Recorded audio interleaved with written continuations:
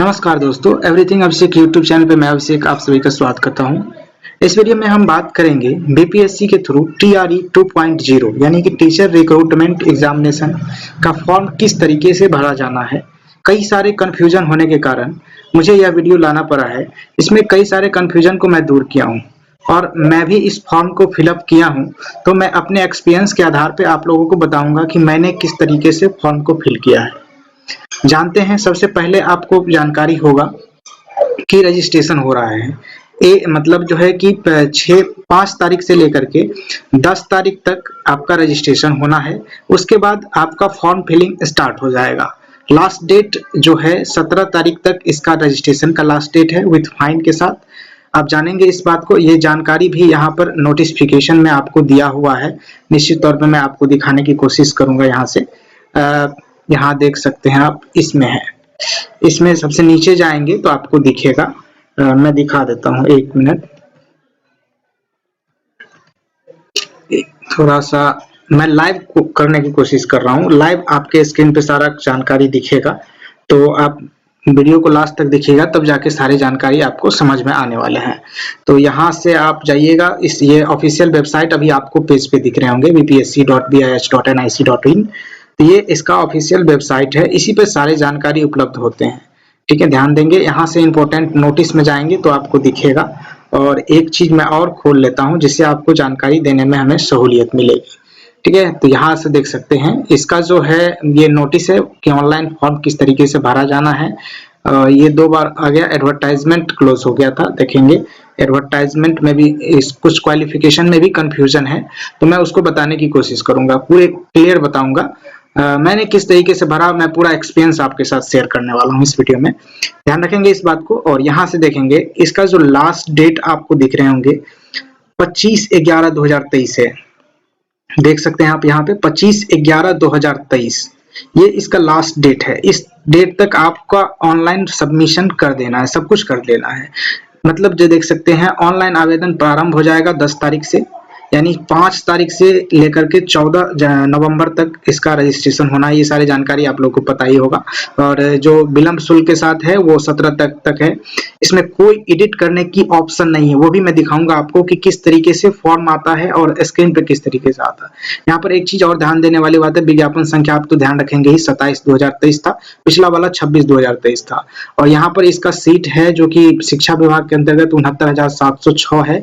और 916 पोस्ट है वो कल्याण विभाग के थ्रू है, अति पिछड़ा वर्ग कल्याण विभाग के अंतर्गत ये सारे पोस्ट है। इसमें भी कई सारे पार्ट हैं, कई सारी जानकारी है, आपको जानने की जरूरत है। अगर आप ये मिस करते हैं तो निश्चित रूप से आप अपने फॉर्म को गलत कर लेंगे और इस भर्ती से आप वंचित रह सकते हैं। यहाँ देखेंगे, ये आपका नोटिफिकेशन है। इस नोटिफिकेशन में बताया गया है आपको कि यहाँ देख सकते हैं, सबसे पहले आपके स्क्रीन पे तो यहाँ आपको देखने को मिलेगा शिक्षा विभाग के अंतर्गत जो बहाली है उसमें कितने सीट है 6 to 8 में। उसके बाद 9 to 10 में कितने सीट है शिक्षा विभाग के अंतर्गत, ध्यान रखेंगे इस बात को। और उसके बाद 11-12 में जानेंगे, यह 11-12 में ये है कितना सीट है, ये यहाँ से देख सकते हैं। 9-10 के लिए 18,000 है। उसके बाद उससे पहले 6 to 8 है। उसके नीचे आप देख सकते हैं ये विशेष विद्यालय के लिए है, ध्यान रखेंगे इस बात को। ये जो विशेष विद्यालय होता है उसके लिए है। और यहाँ से देख सकते हैं, यहाँ 11-12 के लिए सीट दिया हुआ है, पूरा रोस्टर। और उसके बाद वेबसाइट पर आप देखेंगे तो डिस्ट्रिक्ट वाइज भी, सब्जेक्ट वाइज, डिस्ट्रिक्ट वाइज सारा जो है कि जो वैकेंसी है वो दे दिया गया है बकायदे। मेन जानने की जरूरत है फॉर्म भरने से रिलेटेड, सीट वगैरह तो आप लोग जानते ही होंगे। यहाँ देखेंगे, सबसे पहले क्वालिफिकेशन को देखेंगे कि हम एलिजिबल हैं या नहीं है। तो जानेंगे, सीटेड अपीयरिंग वाले को मौका नहीं दिया गया है और नहीं दिया जाएगा, इस बात को ध्यान रखेंगे। कोई भी बदलाव नहीं किया जाए, क्योंकि पिछले बहाली में बहुत सारे दिक्कतें आई थी, उसको फिल्टर करने में बहुत सारे दिक्कत आई थी। इस वजह से आयोग ने सोचा है इस बार नहीं देंगे। ठीक है, और क्लियर भी किया है अतुल प्रसाद के द्वारा, आप प्रेस कॉन्फ्रेंस भी देखे होंगे, ध्यान रखेंगे इस बात को। और यहाँ से जब देखते हैं हम, तो इसमें जानने की आवश्यकता है आपको कि इसकी एलिजिबिलिटी क्या है। तो सबसे पहले 6 to 8 एपी भरने के लिए आपको शिक्षा विभाग के अंतर्गत जो 6 to 8 का वैकेंसी आया है 31,000 का, तो उसमें आपको क्या जरूरत होगी। सबसे पहले तो सीटेट या बीटेट पेपर 2 पास होना चाहिए। ठीक है, ध्यान रखेंगे। सीटेट या बीटेट पेपर 2 पास होना चाहिए, उसका सर्टिफिकेट आपके पास होनी चाहिए, ध्यान रखेंगे इस बात को। और आपके पास बीएड या फिर 2 वर्ष का डिप्लोमा का डिग्री होना चाहिए, ध्यान रखेंगे। मेनली तौर पे आप देखते हैं तो सभी के पास बीएड, मैक्सिमम के पास बीएड वाले डिग्री हैं और 2 वर्ष वाले बीएड। यहाँ पर सिर्फ बीएड लिखा हुआ है, ध्यान रखेंगे इस बात को, सिर्फ बीएड लिखा हुआ है। इसका मतलब समझ लीजिए कि बीएड आप 1 वर्ष के किए हो, 2 वर्ष के किए हो, जो भी आपका हो, बीएड कोर्स का नाम होना चाहिए। यहाँ पर ये क्लियर है, देख सकते हैं आप यहाँ पे। और जो यहाँ पर डीएलएड वाले हैं, या फिर यहाँ पर लिख भी दिया गया है, चाहे वो किसी नाम से भी जाना जाता हो, डिप्लोमा, तो वो भी वैलिड है। स्नातक लेकिन होना उन्हें अनिवार्य है, ध्यान रखेंगे इस बात को। और रही बात विषय कॉम्बिनेशन की, तो वो वीडियो आपको जल्द मिलेगा, या फिर जानते भी होंगे आप बहुत सारे लोग कि सामाजिक विज्ञान में इधर मैथ और साइंस वाले जितने विद्यार्थी हैं उनको छोड़ करके सारे के सारे सामाजिक विज्ञान में आ जाते हैं। भाषा से जो ग्रेजुएशन किए हैं वो भाषा में आ जाएंगे। रही बात भाषा वाली बात, तो बहुत सारे स्टूडेंट बीएससी या बीए या फिर बीकॉम में 100 का कोई भी भाषा रखे होंगे, तो वो भाषा से भी अप्लाई कर सकते हैं। ये बात आपको जानकारी होगा। ये सारी जानकारी रही क्वालिफिकेशन की। मेन ध्यान देने वाली बात है यहाँ से कि 6 to 8 में जो शिक्षा विभाग के अंतर्गत आया है, उसमें आपको देखने को मिलेगा यहाँ से कि सीधा सीधा यहाँ पर लिखा हुआ है बीएड। मतलब बीएड नाम से जितने भी सारे कोर्स होंगे, या फिर 1 साल में कंप्लीट हुए हों, चाहे 9 महीना में कंप्लीट हुए हों, या फिर 2 साल में कंप्लीट हुए हों, या फिर 4 साल वाले इंटीग्रेटेड हों, ये सारे के सारे वैलिड हो जाते हैं। यहाँ पे ध्यान रखेंगे इस बात को। आप समझ होंगे, मैं आशा करता हूँ आप अच्छे तरीके से समझ गए होंगे। अगर तब पर भी आपके पास कोई संशय है, कोई क्वेरी है, तो निश्चित रूप से आप कमेंट बॉक्स में कमेंट करेंगे। वीडियो कैसा लगा वो भी आप कमेंट बॉक्स में कमेंट करके बताएंगे। सब्सक्राइब करेंगे मेरे इस चैनल को इस तरीके के वीडियोस, और साथ ही साथ जो बीपीएससी एग्जामिनेशन है उसको भी तैयारी करने के लिए ध्यान रखेंगे इस बात को। और आगे बढ़ेंगे। यहाँ पर मैंने बताया कि जो 6 to 8 में भाषा के तौर पे पढ़े हैं 100 मार्क का, तो निश्चित रूप से वह भाषा के विषय में भी अप्लाई कर सकते हैं। यहाँ पर लिखा भी हुआ है कि सब्सिडी विषय के रूप में संबंधित भाषा पठित हो, ध्यान रखेंगे इस बात को। और आगे बढ़ेंगे तो 9 to 10 के लिए भी अर्हता के बारे में जानेंगे यहाँ से। तो इसमें आप देख सकते हैं 50% अंकों के साथ ये भी इसमें बीएड लिखा हुआ है, ध्यान रखेंगे इस बात को, यहाँ पर बीएड लिखा हुआ है। और 11th-12th के लिए ये जो है आपका शारीरिक रूप से अक्षमता वाले बच्चे को जो पढ़ाया जाता है, तो उनके लिए है ये। उनके लिए अलग जो है कि कोर्स होता है, अलग प्रशिक्षण होता है, उनके थ्रू उनका प्रशिक्षण होना अनिवार्य है, ध्यान रखेंगे। इस बार कोई भी अपियरिंग के लिए से नहीं दिया गया है, यानी ना ही बीएड अपियरिंग के लिए दिया हुआ है, ना ही सीटेट अपियरिंग के लिए दिया हुआ है, ना किसी भी तरीके के अपियरिंग। जिसके पास पूर्णतः डिग्री है वही आप भर सकते हैं, वही आदमी भर सकते हैं, ध्यान रखेंगे। रजिस्ट्रेशन करने में आपको चलते चलते मैं बता दूं, रजिस्ट्रेशन करने में आपको सीटेट का सर्टिफिकेट, सेकंड पेपर 2 का, और एस्टेट का सर्टिफिकेट, या फिर अप्लाई आप जो है कि दोनों पेपर के लिए एप्लीकेबल हो तो दोनों पेपर का सर्टिफिकेट। और आप बिहार से हो तो आपके पास निवास प्रमाण पत्र होने चाहिए। आपके पास जो आप कैटेगरी में आते हैं, तो कैटेगरी में आने के लिए आपके पास कैटेगरी का वैलिड सर्टिफिकेट, यानी ओबीसी में आते हैं तो आपके पास जो ईबीसी का सर्टिफिकेट यानी नॉन क्रिमिनल सर्टिफिकेट होना चाहिए। ये सारी की सारी चीज चाहिए। और आधार कार्ड, पैन कार्ड या फिर ड्राइविंग लाइसेंस, तीनों में से एक चाहिए, आप फॉर्म भर सकते हैं, ध्यान रखेंगे। अभी फोटो, सिग्नेचर और कोई भी शैक्षणिक प्रमाण पत्र नहीं लिया जा रहा है, केवल अर्हता प्रमाण पत्र लिए जा रहे हैं, ध्यान रखेंगे। यही अर्हता प्रमाण पत्र अपलोड किए जाते हैं, और किस तरीके से भरे जाते हैं फॉर्म वो भी मैं आपको लाइव दिखाऊंगा, ध्यान रखेंगे इस बात को। आगे बढ़ेंगे तो देख सकते हैं आप, ये यहाँ से देख सकते हैं +2 के लिए है, ये यहाँ देख सकते हैं +2 के लिए, ध्यान रखेंगे इस बात को। यहाँ पे +2 के लिए सेम टू सेम है, स्नातकोत्तर होने चाहिए विनिर्दिष्ट विषय में, यानी कि जो आप सब्जेक्ट में फॉर्म भर रहे हैं उसमें आपका जो है कि कम से कम 50% अंकों के साथ आपके पास विश्वविद्यालय का स्नातकोत्तर का डिग्री होना चाहिए। ये सारी जानकारी आप लोग जानते होंगे अच्छे तरीके से, इसमें कोई कंफ्यूजन वाली बात है नहीं। विषय कॉम्बिनेशन में थोड़ा बहुत कंफ्यूजन है, तो उसमें आपको ध्यान रखने वाली बात है कि अगर आपके पास, आप थोड़े भी समझदार होंगे तो निश्चित रूप से आप समझ रहे होंगे इस बात को कि आपके पास कोई भी सब्जेक्ट का डिग्री है तो उसमें आप देख लें कि मेरा जो डिग्री है वो प्रॉपर तरीके से इस नोटिफिकेशन को वैलिड, इस नोटिफिकेशन को संतुष्ट करता है या फिर नहीं करता है। फिर आप इस फॉर्म को भर सकते हैं निश्चित रूप से, ध्यान रखेंगे इस बात को। ये सारी जानकारी रही।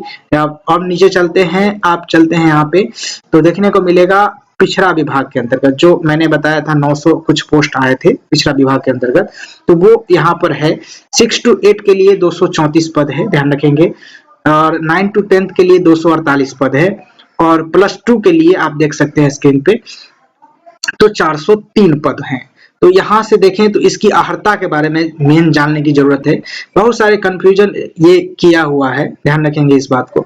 मैंने कई सारे नोटिफिकेशन, कई सारे अधियाचना, कई सारे लेटर को देखा, फिर भी मुझे लास्टली कंक्लूजन के तौर पे पता चला कि जो इसमें लिखा गया है उसी पर हमें खरा उतरना है निश्चित रूप से, क्योंकि सारे के सारे नोटिफिकेशन को कंबाइंड करके बीपीएससी ने अपने वेबसाइट पे यह नोटिफिकेशन लाया है, ध्यान रखेंगे।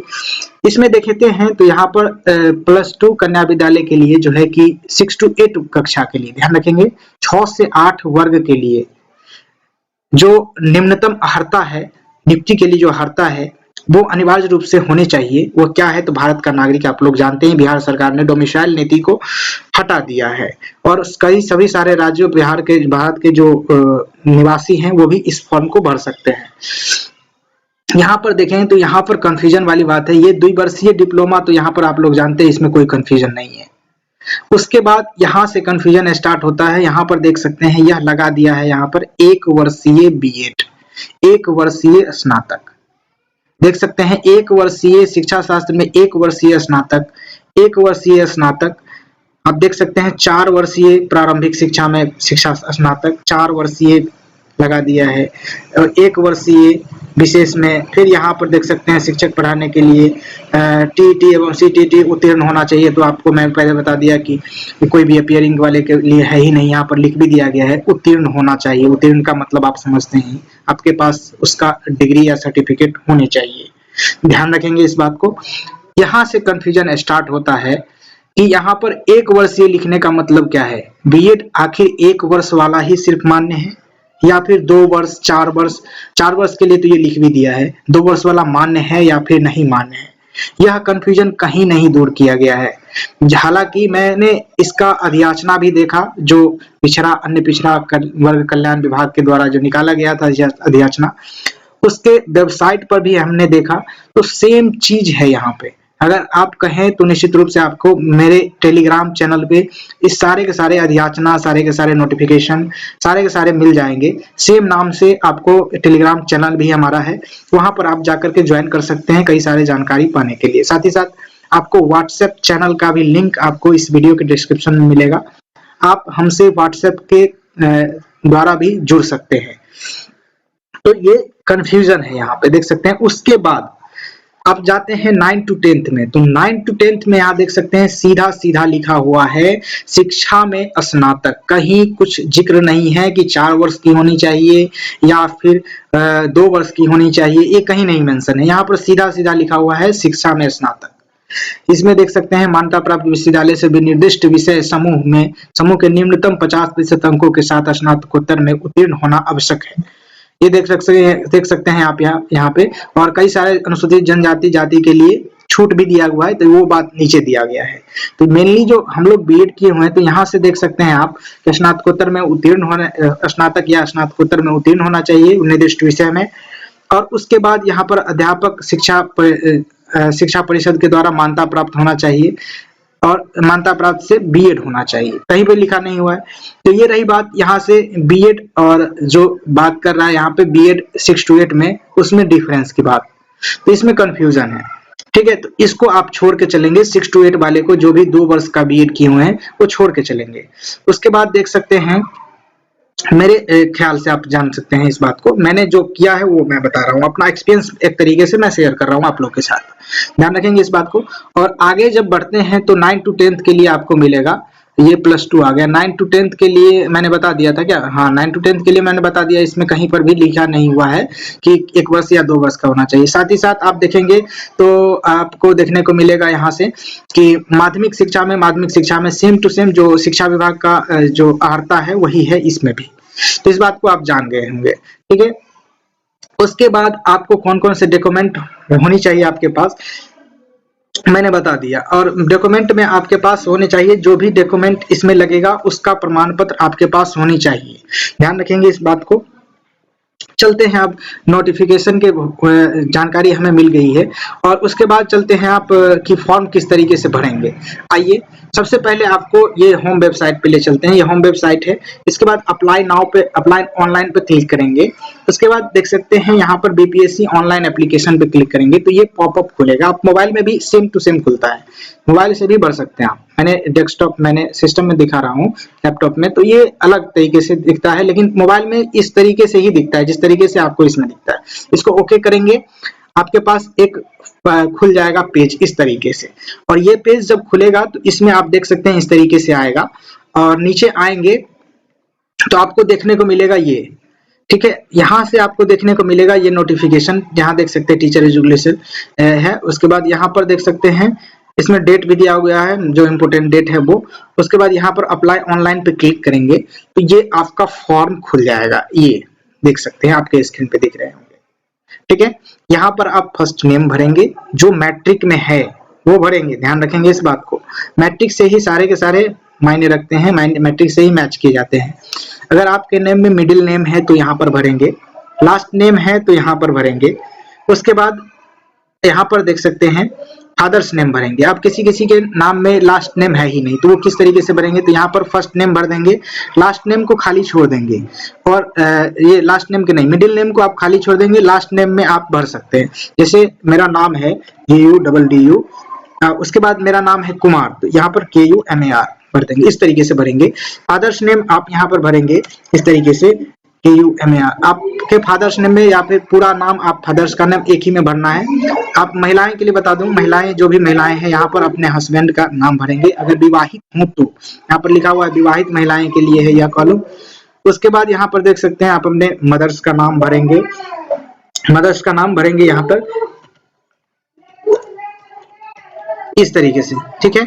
उसके बाद देख सकते हैं यहाँ पे आधार कार्ड, आधार कार्ड नंबर केयरफुली भरेंगे। मिस्टेक होने के बाद कोई भी सुधार नहीं किया जाता, मैं आपको दिखा देता हूँ। यहाँ देख सकते हैं, यहाँ रेड कलर में देख सकते हैं, कृपया निबंधन सबमिट करने से पूर्व सभी प्रविष्टियां जांच कर लें। सबमिट बटन पर क्लिक करने के उपरांत किसी भी प्रकार का परिवर्तन या फिर एडिट संभव नहीं है। ध्यान रखेंगे इस बात को, मेनली तौर पे आप 4 बार 5 बार 100 बार देख लेंगे, क्योंकि यह पेज का कोई लिमिट नहीं है, टाइम नहीं चल रहा है। पिछले बार टाइमिंग चल रहा था 20 मिनट का, इस बार कोई टाइमिंग नहीं चल रहा है, तो ध्यान रखेंगे इस बात को।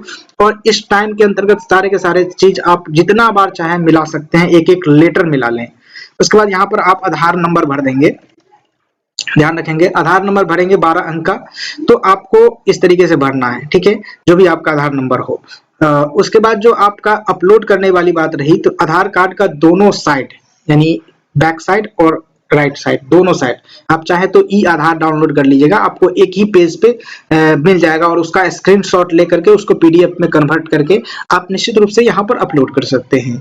आप पीडीएफ में कन्वर्ट करने के लिए या फिर पीडीएफ को साइज कम करने के लिए, जो 100 KB में मांग रहा है उसको कम करने के लिए यहाँ पर आप देख सकते हैं 11 जोन गूगल में सर्च करेंगे। उसके बाद पीडीएफ कंप्रेस पे जब क्लिक करेंगे तो ये वाला वेबसाइट पे आप आ जाएंगे। मैं दिखाई देता हूँ आपको, यहाँ देख सकते हैं आप, बैक करेंगे। ये कोई ये क्या कहते हैं, प्रमोशन वीडियो नहीं है इस साइट का, मैंने आपके फायदे के लिए बताया हूँ।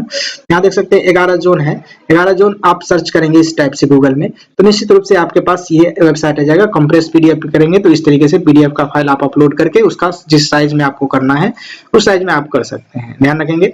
उसके बाद यहाँ पर देख सकते हैं अगर आपके पास आधार कार्ड ना हो तो उस केस में आप पैन कार्ड यूज करेंगे, लेकिन ध्यान रखेंगे यहाँ पर कह रहा है if you choose PAN card then an additional fee 200 पर विल बी चार्ज, यानी पर पोस्ट के लिए आपको 200 रुपए चार्ज लग जाएंगे।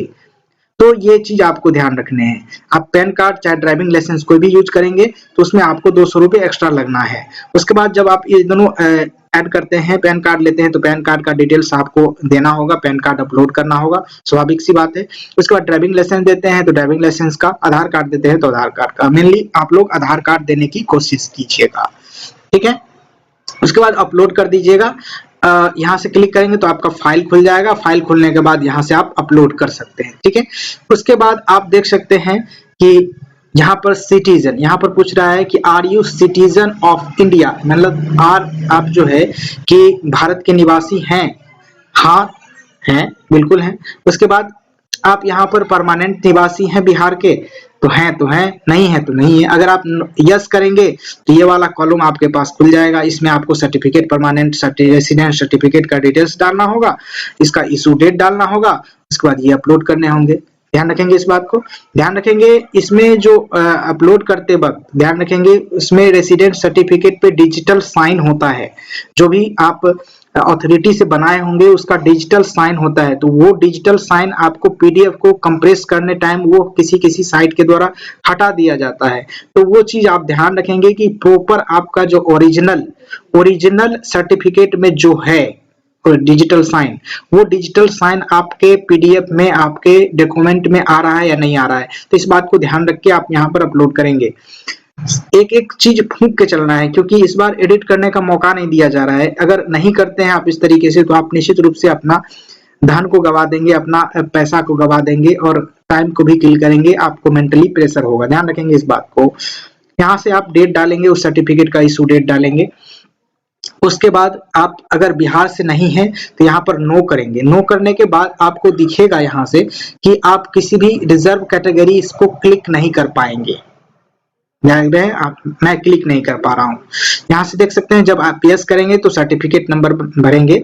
उसके बाद मैं बिहार से हूँ तो बिहार के लिए मैं बताते चलता हूँ, साथ ही साथ अदर के लिए भी बताते चलता हूँ, ठीक है। अदर वाले सिर्फ ये नो करेंगे यहाँ से, उसके बाद ये सारा कुछ खुल जाएगा। अगर बिहार से हैं, बिहार के होने के बाद आप रिजर्व कैटेगरी से आते हैं तो आप यस करेंगे। अगर आप जनरल कैटेगरी से आते हैं तो नो करके आगे बढ़ जाएंगे। इसमें से कोई भी आपको क्लिक करने की जरूरत नहीं है, होगा ही नहीं। यहाँ से देख सकते हैं रिजर्व कैटेगरी से आने से यहाँ पर आप बीसी कैटेगरी को चूज करेंगे। उसके बाद यहाँ पर अपना कास्ट का नेम डालेंगे। देख सकते हैं यहाँ पर आप कास्ट का नेम डालेंगे। कास्ट का नेम डालने के बाद आप यहाँ पर जाएंगे नीचे, जो भी कैटेगरी से होंगे आप उसका कास्ट का नेम यहाँ पर डालना होगा, चाहे एसटी एसटी कोई भी से हो, आप यहाँ पर कास्ट का नेम डालेंगे। उसके बाद एनसीएल सर्टिफिकेट आ जाएगा आपके पास। जब आप बीसी कैटेगरी के अंतर्गत आते हैं तो एनसीएल सर्टिफिकेट मांगा जाता है, ध्यान रखेंगे। तो NCL certificate non creamy layer certificate होता है, जो कि बेस्ड होता है आपका आय, आवासीय और जाति पे आधारित होता है। ध्यान रखेंगे इसमें आपकी आय को बताया जाता है। नॉन क्रीमिलियर सर्टिफिकेट की ज्यादा जानकारी आप देख सकते हैं गूगल पे। इसमें देख सकते हैं यहाँ पर certificate number, date number same to same डालना है। और ये सर्टिफिकेट आपका किस प्राधिकार से द्वारा इशू किया गया है, कहाँ से आपने इशू करवाया है। तो आपने यहाँ पर बिहार से इशू करवाया होगा तो बिहार सेलेक्ट करेंगे। अदर से किया होगा तो यहाँ पर लिख देगा आपको कि यू आर नॉट एलिजिबल। तो आप बिहार से आपका इशू होना चाहिए एनसीएल सर्टिफिकेट। उसके बाद एनसीएल सर्टिफिकेट का सेम टू सेम पीडीएफ यहाँ पर अपलोड कर देना है। उसके बाद यहाँ पर मैरिटल स्टेटस आपको बताने होंगे, आप मैरिड हैं, अनमैरिड हैं, क्या है। तो इस तरीके से आप भर सकते हैं। मेरे केस में यहाँ पर अनमैरिड होगा। उसके बाद देख सकते हैं जेंडर आप देख सकते हैं मेल फीमेल ट्रांसजेंडर जो भी हैं ये आप जानते होंगे अच्छे तरीके से। यहाँ पर पूछा जा रहा है are you a grandson, granddaughter of freedom fighter. आपके दादा नाना नानी जो कि फ्रीडम फाइटर रह चुके हैं तो उनके लिए छूट अलग से होता है, उनके लिए पोस्ट अलग से होता है, तो वो आप यहाँ पर चूज कर सकते हैं। अगर हैं तो हाँ, मेरे ख्याल से बहुत कम ही होंगे तो यहाँ पर नो रहने देंगे। उसके बाद आप हैंडीकैप्ड हैं तो किस तरीके के हैंडीकैप्ड हैं वो बताने होंगे, यस करके। यहाँ पर यस करेंगे तो सारे के सारे हैंडीकैप्ड के कैटेगरी खुल जाएंगे। उस कैटेगरी को आपको सिलेक्ट करके उसका सर्टिफिकेट अपलोड करना होगा। मेरे केस में नहीं है तो यहाँ पर नो सिलेक्ट करेंगे। उसके बाद आगे बढ़ेंगे। आप सोच रहे होंगे कि इतना डिटेल्स क्यों बता रहा है, डिटेल्स बताने की जरूरत है। बहुत सारे स्टूडेंट को ये जानकारी नहीं है कि वो किस तरीके से किस डिटेल्स को फिल करेंगे। इस बात को ध्यान रखने की जरूरत है, बेहद ही जरूरत है। और आगे बढ़ेंगे तो आपके स्क्रीन पे दिखेगा जब हैंडीकैप्ड वाले में नो करेंगे तो उसके बाद यहाँ पर दिखेगा कि are you ex serviceman retired या आर्मी नेवी एयरफोर्स से आप रिटायर है। अगर हाँ तो ना, यस और नो तो नो। यस है तो आपको उसका डिटेल्स भरना होगा, सर्टिफिकेट इशू डेट होना चाहिए। उसके बाद देख सकते हैं आप पंचायती राज, अगर आप शिक्षक हैं तो आपको यहाँ से यस करना होगा और आपने आपका डेजिग्नेशन क्या है वो बताना होगा, ऑफिस का डिटेल्स बताना होगा, यानी स्कूल का नाम बताना होगा। यहाँ पर एंटर स्कूल नेम, डेजिग्नेशन, कौन से डिस्ट्रिक्ट में है, वो सारे के सारे जानकारी आपको भरना होगा। पंचायती राज के द्वारा आप अगर नियुक्त होंगे नियोजित शिक्षक, तो वो उसमें आपका सर्टिफिकेट एक दिया जाता है शिक्षा विभाग के द्वारा, डीईओ के द्वारा। वो सर्टिफिकेट नंबर उसमें दिनांक और पत्रांक दिया रहता है, तो वो पत्रांक जो होता है वही आपका सर्टिफिकेट नंबर होता है। यहाँ पर आप भरेंगे, इशू डेट भरेंगे। मेरे केस में नहीं है तो नहीं भरेंगे। उसके बाद यहाँ से आता है केवल वाला, आप समझ गए होंगे कि केवल इसी के लिए है जो लिखा हुआ है, ध्यान रखेंगे ये सभी के लिए है। ये जो कॉलम है जो normal BEd, DEd, BEd, MEd किए हुए हैं उन सभी के लिए है ये। और ये सिर्फ कंप्यूटर विज्ञान संगीत के लिए स्पेसिफिक दिया हुआ है, उनके लिए है, ये सब जानने की जरूरत है नहीं उतना। उसके बाद विशेष विद्यालय जो मैंने बताया था 200 कुछ पोस्ट जो थे, जो कि अक्षमता वाले बच्चे के लिए हैं, तो अक्षमता वाले विद्यालय के लिए हैं, तो वो इन यहाँ से सिलेक्ट करेंगे बीसीएस, सिर्फ उसके लिए अप्लाई कर रहे हैं। तो अगर आप सभी के लिए अप्लाई कर रहे हैं तो आप यहाँ पे क्लिक करेंगे, आगे बढ़ेंगे। और आगे बढ़ने के बाद यहाँ से पूछा जाएगा आपका कि आपने दक्षता पास किया है या फिर पात्रता पास किया है। पात्रता कहने का मतलब सीटेट, बीटेट ये होता है। दक्षता कहने का मतलब अगर आप नियोजित शिक्षक होंगे तो आपको जानकारी होगी कि दक्षता परीक्षा आयोजित किया जाता है बिहार सरकार के द्वारा, SCERT के द्वारा, और उसके थ्रू शिक्षकों की दक्षता परीक्षा ली जाती है। तो उसमें आप दक्षता परीक्षा पास किए हैं तो आप यहाँ पर चूज करेंगे, अदरवाइज आप सीटेट बीटेट पास किए तो यहाँ पर चूज करेंगे। उसके बाद आपको कहेगा कि ये फिर से हट जाएगा यहाँ से, तो फिर इसको चूज करना है। उसके बाद इसके बाद पहले कह रहा है कि यहाँ पर सीटेट वाले को चूज करें। यहाँ पर देख सकते हैं मैंने सीटेट को चूज कर लिया, कह रहा है कि शैक्षणिक वाले को चूज करें। यहाँ से शैक्षणिक वाले को चूज करेंगे। उसके बाद आप देख सकते हैं सीटेट पेपर 2, बीटेट पेपर 2 का जानकारी आपके पास होने चाहिए, सर्टिफिकेट होने चाहिए। उसके बाद यहाँ पर देख सकते हैं इसका सर्टिफिकेट, आप जब भी इस पर क्लिक करेंगे तो यहाँ पर आपका सर्टिफिकेट नंबर, सीटेट वाला जो पेपर 2 का है सर्टिफिकेट नंबर वो, और उसे यहाँ पर इशू डेट अपलोड करने के लिए कहा जाने लगेगा। सीटेट वाले सर्टिफिकेट पे आपका सर्टिफिकेट नंबर नहीं है, ध्यान रखेंगे। तो सीटेट वाले सर्टिफिकेट के सर्टिफिकेट नंबर में आप पिछले बार अतुल प्रसाद सर के द्वारा बताया गया था कि उसमें NA भरा जाएगा जिसमें सर्टिफिकेट नंबर नहीं है। तो आप यहाँ पर सीटेट वाले केस में NA फिलअप कर देंगे। बहुत सारे कैंडिडेट रोल नंबर भर रहे हैं, मैंने अपना रोल नंबर नहीं डाला है यहाँ पर मैं NA डाला है, नॉट एप्लीकेबल, ध्यान रखेंगे इस बात को। और सर्टिफिकेट यहाँ पर अपलोड कर देंगे 100 KB में करके। इशू डेट आपका जो भी होगा वह डिजिटल साइन के नीचे जो इशू डेट होगा वो नहीं भरना है, ध्यान रखेंगे इस बात को। सीटेट में, सीटेट के सर्टिफिकेट पे जो डिजिटल साइन है वहां पर जो डेट लिखा हुआ है उस डेट को नहीं भरना है। जो आपका मार्क या फिर क्वालिफाइड लिखा हुआ है उसके जस्ट नीचे जो डेट लिखा हुआ है उस डेट को भरना है यहाँ पे इशू डेट में, ध्यान रखेंगे इस बात को। ये बेहद ही अहम जानकारी है आपके लिए। उसके बाद यहाँ पर आगे बढ़ेंगे तो अगर आप स्टेट का पेपर 1 पास है तो इसमें भरेंगे। अब रही बात यहाँ पर आपने कौन सिलेक्ट करना है, तो आपको यहाँ पर माध्यमिक शिक्षा पात्रता परीक्षा में 4 साल का छूट मिला है। अगर और आप इन सब्जेक्टों के साथ हैं तो इसमें आप ये वाला ऑप्शन चूज करेंगे। अगर आपके पास 10 साल का छूट मिला है STT पेपर में इन सब्जेक्टों के साथ तो आप ये क्लिक करेंगे। अगर आपको किसी भी तरीके के एज में रिलैक्सेशन, एग्जेम्पटेशन नहीं मिला है तो आप ये चूज करेंगे, ध्यान रखेंगे इस बात को। जिनको जिनको एज में छूट मिला है चाहे वो 10 साल का हो चाहे वो 4 साल का हो और इन सब्जेक्टों में वह क्वालिफाइड किए हों तो वो आप इस दोनों में से अपने अपने एज रिलैक्सेशन के अनुसार इस ऑप्शन को सेलेक्ट करेंगे। अदरवाइज आपको कोई छूट नहीं मिला है एज में तो वो अन्य वाले ऑप्शन को सेलेक्ट करेंगे। समझ गए होंगे आप अच्छे तरीके से। सेम कंडीशन आपका पेपर 2 में भी है। तो अगर आप पेपर 2 क्वालिफाइड किए हैं तो नॉर्मल क्वालिफाइड किए हैं, कोई भी रिलैक्सेशन नहीं मिला है आपको, कोई भी एज में रिलैक्सेशन नहीं मिला है तो आप ये अन्य वाला ऑप्शन सेलेक्ट करेंगे, ध्यान रखेंगे, आप समझ गए होंगे। उसके बाद मेरे केस में ये दोनों ऑप्शन एप्लीकेबल था, मैंने वो दोनों एप्लीकेशन जो है एप्लीकेबल था वो मैं फिलअप कर दिया। उसके बाद यहाँ पर सीटेट का मैंने बता दिया। उसके बाद एस्टेट का जो 2023 में परीक्षा हुआ है एस्टेट का, जिसका रिजल्ट 3 अक्टूबर 2023 को निकला है, उसमें आपको यहाँ पर सर्टिफिकेट नंबर में आपका जो BSEB यूनिक ID है वो फिलअप करना है। BSEB यूनिक आईडी है, उसको आप सर्टिफिकेट नंबर में फिलअप कर सकते हैं, जो STT का सर्टिफिकेट में नंबर है उसमें। इशू डेट में आपका जो रिजल्ट डेट है 3 अक्टूबर 2023 वो आप डालेंगे, ध्यान रखेंगे। उसके बाद आप अपना सर्टिफिकेट अपलोड करेंगे 100 KB के अंदर, ध्यान रखेंगे। उसके बाद आता है यहाँ पर मेन ध्यान देने वाली बात कि इस दोनों में आप क्या सिलेक्ट करेंगे। तो इस दोनों में आप दोनों ही सिलेक्ट कर सकते हैं, दोनों ही सिलेक्ट कर सकते हैं बेहद ही अच्छे तरीके से।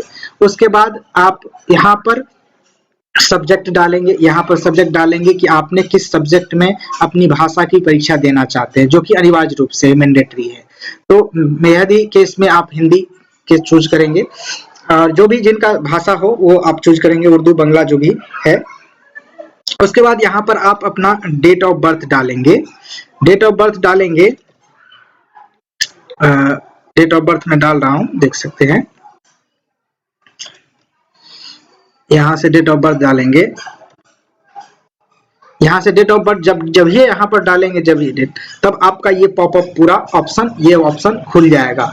इस ऑप्शन में आपको ध्यान देने वाली बात है, 6 to 8 वाला ऑप्शन आप जब क्लिक करेंगे तो 6 to 8 में जो अनिवार्य रूप से हरता है उसका पॉपअप खुल जाएगा, और इस पॉपअप में आपको देखने को मिलेगा कम से कम 50% अंकों के साथ सहित स्नातक या स्नातकोत्तर साथ BEd होना चाहिए, ये बात आपको जानकारी मिलेगा। उसके बाद DLED या फिर जो भी 2 वर्षीय डिप्लोमा है वो डिप्लोमा वाली कोर्स होने चाहिए, साथ में स्नातक होना चाहिए निर्दिष्ट विषय में। उसके बाद जो आपका 45% मार्क होना चाहिए, जो पहले 1 वर्षीय स्नातक होता था उसके लिए। उसके बाद यहाँ पर देख सकते हैं न्यूनतम 50% अंक होना चाहिए। ये अलग अलग चीज में अलग अलग जो एलिजिबिलिटी है वो दिया हुआ है, आप इसको पढ़ करके सिलेक्ट कर सकते हैं। इसको ओके करेंगे, ये सिलेक्ट हो जाएगा आपका। उसके बाद आपका सब्जेक्ट पूछेगा यहाँ से कि आप कौन से सब्जेक्ट में अप्लाई करना चाहते हैं, कौन से सब्जेक्ट है आपका। तो मेरे केस में हिंदी विज्ञान है, तो हिंदी विज्ञान में अप्लाई करना चाहता हूँ, तो इसमें क्लिक करेंगे। उसके बाद यहाँ पर पूछा जा रहा है check this if you want to apply for education department class 9 to 10th general subject and class 9 to 10th special school। अगर आप शिक्षा विभाग के अंतर्गत जनरल सब्जेक्ट 9 to 10th और 9 to 10th स्पेशल स्कूल दोनों के लिए अप्लाई करना चाहते हैं, तो यहाँ पर आप क्लिक करेंगे। इसको क्लिक करेंगे तो एक ऑप्शन आपके पास खुल के आ जाएगा, यहाँ देख सकते हैं 9 to 10th स्पेशल स्कूल वाला। ये आप, मैंने बता दिया था कि ये सिर्फ जो है उनके लिए है जो अक्षमता वाले बच्चे को पढ़ाते हैं, ध्यान रखेंगे। तो ये वाले ऑप्शन अगर आप इस तरीके के हैं आपके पास डिग्री, तो निश्चित रूप से आप इसको क्लिक करके उसको भी फिलअप कर सकते हैं। अगर आपके पास मेनली तौर पे नहीं होंगे तो ये इसको आप छोड़ सकते हैं, ठीक है। उसके बाद आपको अप्लाई करना होगा, इसमें क्लिक करना होगा कि ये आपका जब आप पेपर 2 यहाँ पर ऊपर में मेरे केस में देखे होंगे, आप उस तरीके से क्लिक करेंगे। तो यहाँ पर आप क्लिक करेंगे तो ये आपका 9 to 10th के लिए हरता यहाँ पर सामने में आ जाएगा। इसको जब ओके करेंगे ये सिलेक्ट हो जाएगा। उसके बाद यहाँ पर आप अपना सब्जेक्ट सिलेक्ट कर सकते हैं कि आपका 9 to 10th में कौन सा सब्जेक्ट है। ये सारे के सारे सब्जेक्ट का लिस्ट है। मेरे केस में यहाँ पर गणित है तो मैं गणित सिलेक्ट करूंगा। उसके बाद आप देख सकते हैं यहाँ पे कि 6 to 8 वेलफेयर वाला, वेलफेयर 6 to 8 में आपको नोटिफिकेशन पे मैं ले चलता हूँ। नोटिफिकेशन ये वाला है, और यहाँ से दिखाता हूँ आपको कि 6 to 8 में किस तरीके की क्वालिफिकेशन दिया हुआ है। और यहाँ मैं दिखाता हूँ आपको, शारीरिक शिक्षा है ये, और ये आपका 9 to 10th वाला है, और ये आ गया आपका 6 to 8 वाला, देख सकते हैं 6 to 8 वाला। 6 to 8 वाला में आप देख सकते हैं यहाँ पे कि यहाँ पर शिक्षा शास्त्र में 1 वर्षीय BEd लिखा हुआ है। तो जिनके पास 1 वर्ष का डिग्री हो BEd का, वही आप यहाँ पर, वही अभ्यर्थी यहाँ पर इसको सिलेक्ट करेंगे, अदरवाइज इसको आप छोड़ दीजिए। मेरे ख्याल से 9 to 10th वाले में BEd की जिक्र है, तो आप यहाँ पर 9 to 10th वाला टिक आउट कर सकते हैं, वेलफेयर डिपार्टमेंट के द्वारा जो निकाली गई है वैकेंसी, उसके थ्रू यहाँ पर आप इसके सिलेक्ट कर लेंगे जो भी आपके केस में हो 9 to 10th के लिए, उसमें आप सिलेक्ट कर लेंगे जो भी सब्जेक्ट हो। सेम है, इस दोनों का क्वालिफिकेशन सेम है।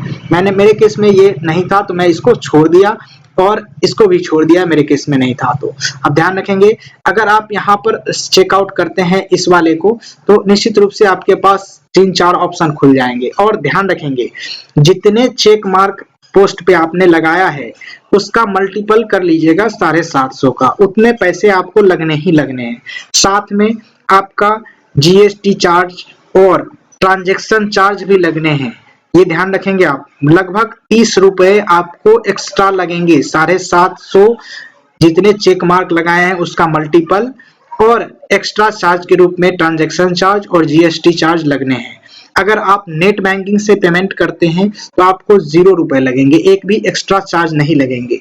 जो भी आपका चेक मार्क किए हैं उसका मल्टीपल 750 होगा, वही लगेंगे, उसके बाद आपको नहीं लगेंगे। अगर आप इसमें कैटेगरी में आते हैं, किसी भी छूट वाले कैटेगरी में आते हैं, तो वो भी आपको मैं बता दूं। तो छूट वाले कैटेगरी में आने के लिए आपको यहाँ पर जब आप क्लिक करेंगे एससी एसटी में, तो निश्चित रूप से आपके पास छूट वाला कैटेगरी आ जाएगा। और साथ ही साथ अगर आप यहाँ फीमेल के लिए सिर्फ है, मेरे ख्याल से एससी एसटी के लिए नहीं है छूट। देख सकते हैं यहाँ पर ऑप्शन आ जाता है कि आर यू मतलब जो है कि आपको छूट दिया गया है कि नहीं।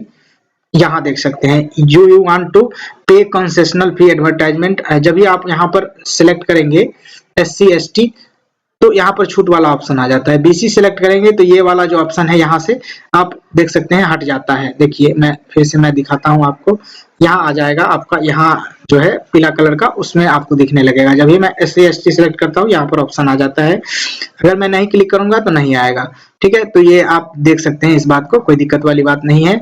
उसके बाद नीचे आप देख सकते हैं ये ऑप्शन आपने सिलेक्ट कर लिया, यहाँ पर डेट ऑफ बर्थ डालने के बाद ये ऑप्शन खुलता है। उसके बाद आपको यहाँ पर एड्रेस डालना है अच्छे तरीके से, परमानेंट एड्रेस, कॉरेस्पोंडेंस एड्रेस ऊपर में है, परमानेंट एड्रेस नीचे में है। उसके बाद यहाँ पर इसको यस रहने देंगे कि आपने सारे एडवर्टाइजमेंट को केयरफुली पढ़ लिया है, जान लिया है। उसके बाद आपने यह फॉर्म को भर रहा है। उसके बाद यहाँ पर आप मेल आईडी डालेंगे। मेल आईडी डालने के बाद यहाँ पर आपको देखने को मिलेगा, फिर से आपने मेल आईडी को डालना है। एक मिनट, थोड़ा सा कॉल आ रहा है, मैं उसको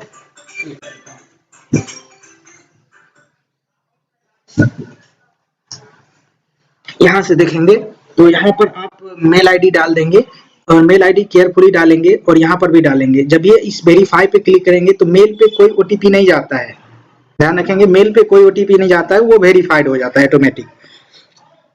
उसके बाद यहाँ पर आप अपना मोबाइल नंबर डालेंगे। ध्यान रखेंगे जो आधार में हो मोबाइल नंबर वही डालेंगे, क्योंकि इस बार जो वैकेंसी आया था और जो काउंसलिंग के दौरान उस सभी लोगों को ओटीपी की जो दिक्कत हुई, यहाँ पर इसी के कारण दिक्कत हुई कि जो आधार कार्ड में नंबर है वो आप यहाँ पर नहीं डालते हैं, तो निश्चित रूप से आपको ओटीपी के लिए वहां पर दिक्कत होने वाली हो जाएगी। क्योंकि जो बीपीएससी में जो नंबर दिया हुआ है वो और आधार में नंबर है वो दोनों वेरी कर जाएगा, अलग अलग हो जाएगा, इसलिए ओटीपी में दिक्कत होता है। मैं इसलिए बता रहा हूँ क्योंकि आप पीएफ की बात करें तो पीएफ अकाउंट में जो रजिस्टर्ड मोबाइल नंबर है वो और आपके पास जो आधार में मोबाइल नंबर है वो, अगर वो दोनों सेम नहीं रहता है तो आपका अकाउंट वेरीफाइड नहीं होता है पीएफ में। तो सेम तरीके से इसमें भी वही कंडीशन लगाया हुआ है कि यहाँ पर आप आधार रजिस्टर्ड मोबाइल नंबर ही डालेंगे, बेहतर रहेगा। उसके बाद यहाँ पर ओटीपी गेट करेंगे। ओटीपी आएगा आपके पास, अल्फा न्यूमेरिक ओटीपी आता है, जैसे एक लेटर रहेगा, एक क्या कहते हैं उसका, एक आपका अल्फाबेट रहेगा या 2 अल्फाबेट रहेगा, उसके बाद आपका डिजिट रहेगा, इस तरीके से आता है ओटीपी। उसके बाद कैप्चा आप यहाँ पर भरेंगे। उसके बाद एक बार और 2 बार और आप देख लेंगे इसमें कि आपने जो जानकारी भरी है वो सही भरी है। और जब भी आप अपलोड करेंगे ना यहाँ पे डॉक्यूमेंट, तो अगर आपको यहाँ पर बगल में व्यू वाला ऑप्शन मिल जाएगा और व्यू पे क्लिक करेंगे तो आपका जो डॉक्यूमेंट अपलोड हुआ रहेगा वो डाउनलोड हो जाएगा। वो डाउनलोड होने के बाद आप देख सकते हैं कि आपने जो डॉक्यूमेंट अपलोड किया है वो सही किया है या गलत किया है। अगर गलत किया है तो पुनः आप अपलोड कर सकते हैं। सारे चीज देख लेंगे ध्यान से। उसके बाद आप सबमिट बटन पर क्लिक करेंगे। अब देखेंगे, मैं बता रहा था यहाँ से कि जब ये आप ये सारे डिटेल्स भर करके यहाँ पर ओटीपी डाल करके चेक करके 3 बार 4 बार जो भी हो आप चेक करके, क्योंकि यहाँ पर लिखा हुआ है कोई भी एडिट संभव नहीं है, तो 3-4 बार आप मिला लेंगे। उसके बाद जब ये सबमिट पे क्लिक करेंगे तो आपके पास ये पेज ओपन होके आ जाएगा। ये सारा पेज देख सकते हैं जिसमें आपका रजिस्ट्रेशन लिखा जाएगा कि your registration successfully submitted successfully. उसके बाद आपका जो है कि जिस पोस्ट के लिए आप देख सकते हैं एग्जामिनेशन का नाम आ जाएगा, उसके बाद रजिस्ट्रेशन नंबर आ जाएगा और ये यूजर नंबर आ जाएगा और पासवर्ड आ जाएगा। इसको आप प्रिंट करके रख लेंगे, ये बेहद ही अहम जानकारी होती है। यूजर नेम, इसी के थ्रू आपका यूजर नेम और पासवर्ड के थ्रू आपको लॉग इन करना होगा।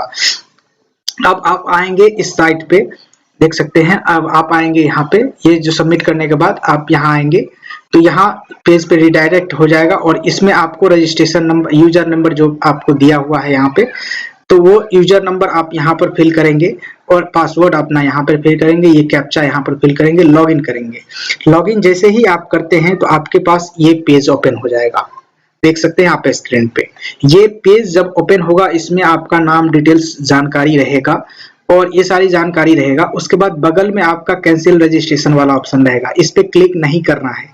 क्लिक करना है पेमेंट करने के लिए यहाँ पर, और लिखा भी हुआ है you have not complete your application process, please make payment, यानी आपको पेमेंट करना होगा यहाँ से। अगर आपका ये रजिस्ट्रेशन गलत हो गया है तो यहाँ से आप कैंसिल कर सकते हैं। ध्यान रखेंगे पेमेंट नहीं भी किए हुए हैं फिर भी आप कैंसिल कर सकते हैं। कैंसिल वाला ऑप्शन आ गया है, पहले नहीं आ रहा था, अब आ गया है। तो यहाँ से आप अगर आपका रजिस्ट्रेशन गलत हो गया है, पेमेंट नहीं किए हैं, तो आप यहाँ से कैंसिल कर सकते हैं, फिर से आप रजिस्ट्रेशन कर सकते हैं। उसके बाद यहाँ से देख सकते हैं कि क्लिक फॉर पेमेंट, इस पर जब आप क्लिक करेंगे तो पेमेंट वाला पेज आएगा आपके पास। जो पेमेंट वाला पेज आएगा उसमें आपको लिखा रहेगा सारी की सारी जानकारी, जिसमें आपको बताया जाएगा कि आपके कितने पैसे लग रहे हैं, क्या नाम है, क्या रजिस्ट्रेशन नंबर है, वो सारी जानकारी आपको दिखेंगे। मैंने पहले बता दिया जितना आप वहां पर टिक करे रहेंगे उसके हिसाब से आपको 750 मल्टीपल लगेगा, साथ ही साथ जो उसका चार्ज होगा वो लगेगा। और जब आप पेमेंट करेंगे तो उसमें आपको रिडायरेक्ट करने में थोड़ा सा टाइम लगता है, तो आप थोड़ा सा वेट करेंगे। थोड़ा वेट करने के बाद ही आप उसको छेड़छाड़ नहीं करेंगे। वेट करने के बाद आपको रिडायरेक्ट कर दिया जाएगा। उसमें आप चूज कर सकते हैं क्रेडिट कार्ड, डेबिट कार्ड और नेट बैंकिंग। नेट बैंकिंग से मैंने पहले बता दिया कि 0 रुपीज लगते हैं, एक्स्ट्रा चार्ज नहीं लगते हैं। डेबिट कार्ड, क्रेडिट कार्ड से एक्स्ट्रा चार्ज लगते हैं, 30 रुपया के आसपास लगते हैं। तो ये सारी जानकारी आपको मैं बता दिया, जिसमें आपको अच्छे तरीके से समझ में आ गया होगा।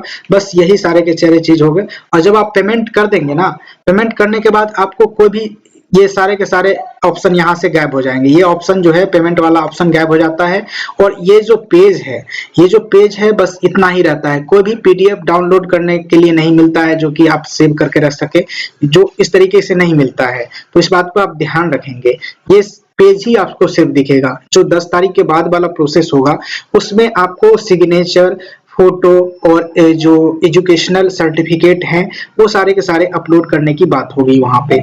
तो वो जानकारी आपको नेक्स्ट वीडियो में मैं बताऊंगा कि किस तरीके से वहां अपलोड करना है, किस तरीके से उस वाले पार्ट को भरना है, एप्लीकेशन फॉर्म को। ये रजिस्ट्रेशन वाला पार्ट है। रजिस्ट्रेशन वाले पार्ट में बस इतना ही आपको भरना है और इतनी जानकारी बेहद ही अहम है और इन सारे जानकारी को अच्छे तरीके से भरना है। और अगर आप चाहते हैं जो बीपीएससी के थ्रू जो दिया गया पासवर्ड है उसको आप रिसेट करना चाहते हैं, चेंज करना चाहते हैं, तो चेंज पासवर्ड पर क्लिक करके आप इसको चेंज कर सकते हैं। फिर लॉग आउट कर दीजिएगा, खत्म हो जाएगा। और इस तरीके से आप कर सकते हैं। फिलहाल मैं इस वीडियो में ये सारी जानकारी आपको दे दिया कि आप रजिस्ट्रेशन अच्छे से कर पाओ। इस वीडियो के बारे में आप निश्चित अपना राय कमेंट बॉक्स में लिखिएगा, मुझे अच्छा लगेगा। अपना अप्रिसिएशन लाइक करके मुझे दीजिएगा, मुझे अप्रिसिएशन मिलेगा नेक्स्ट पार्ट का वीडियोस बनाने के लिए। Thank you for watching this video. जय हिंद, वंदे मातरम। तैयारी करते रहिए, पढ़ते रहिए, मुस्कुराते रहिए।